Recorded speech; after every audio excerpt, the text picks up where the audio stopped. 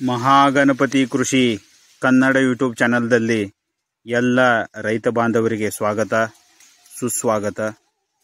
ನಾವು ಇವತ್ತು ಕಬ್ಬಿನದ ಪ್ಲಾಟ್ನಲ್ಲಿದ್ದೀವಿ. ಈ ಪ್ಲಾಟ್ಗೆ 5 ತಿಂಗಳು ಕಂಪ್ಲೀಟ್ ಆಗಿದ್ದಾವೆ. ತಾವು ನೋಡಬಹುದು, ತುಂಬಾ ಚೆನ್ನಾಗಿ ಗ್ರೋತ್ ಬಂದಿದೆ.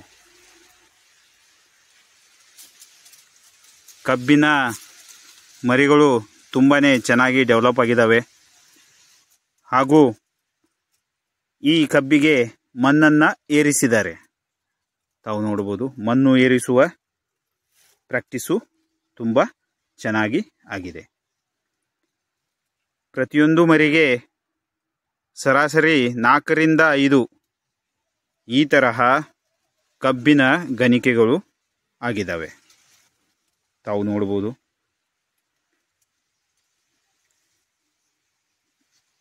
5ನೇ ತಿಂಗಳ ಡೋಸ್ ಯಾವುದು?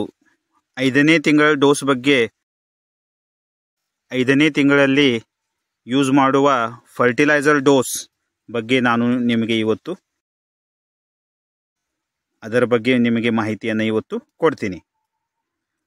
ನಾವು ಏನು ಮಾಡ್ತೀವಪ್ಪ ಅಂದರೆ, ಪ್ರತಿ ತಿಂಗಳು ಒಂದು ಡೋಸನ್ನು ಕೊಡ್ತೀವಿ.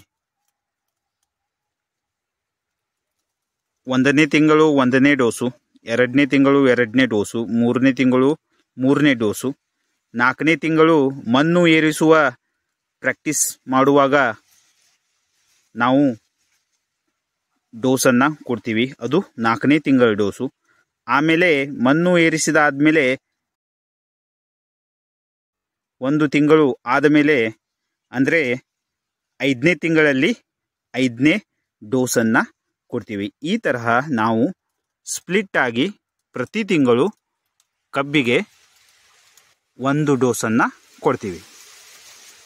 ಈಗ 4 ರಿಂದ 5 ಗಣಿಕೆಗಳು ಆಗಿದ್ದಲ್ಲಿ ತಾವು ಯಾವ ಡೋಸ್ ಕೊಡಬೇಕು? ನಾವು ಈ ಪ್ಲಾಟ್ಗೆ 8-24-24 1 ಚೀಲ, ಅಮೋನಿಯಂ ಸಲ್ಫೇಟ್ 1 ಚೀಲ, ಮೈಕ್ರೋ ನ್ಯೂಟ್ರಿಯೆಂಟ್ 1 ಚೀಲ, ಆಮೇಲೆ 19-19-19 1 ಚೀಲ, ಈ ತರಹ ನಾವು ಈ ಪ್ಲಾಟ್ಗೆ 5ನೇ ತಿಂಗಳ ಡೋಸನ್ನು ಕೊಡ್ತಾ ಇದ್ದೀವಿ.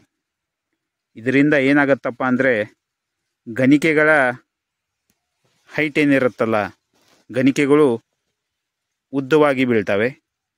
ಹಾಗೂ ಇದರ ಸೈಜು ಡೆವಲಪ್ ಆಗುತ್ತೆ. ಈ ತರಹ ನಾವು 5ನೇ ತಿಂಗಳಲ್ಲಿ ಈ ಡೋಸನ್ನು ಕೊಡ್ತಾ ಇದ್ದೀವಿ. ತಾವು ನೋಡ್ಬೋದು, ಎಲೆಗಳು ಅಗಲವಾಗಿದ್ದಾವೆ. ಹಾಗೂ ಕಬ್ಬಿನ ಮರಿಗಳು ತುಂಬಾ ಚೆನ್ನಾಗಿ ಡೆವಲಪ್ಮೆಂಟ್ ಆಗಿದ್ದಾವೆ. ಈಗ ಭೇಟಿಯಾಗೋಣ ನೆಕ್ಸ್ಟ್ ವಿಡಿಯೋದಲ್ಲಿ. ಥ್ಯಾಂಕ್ ಯು, ಧನ್ಯವಾದಗಳು.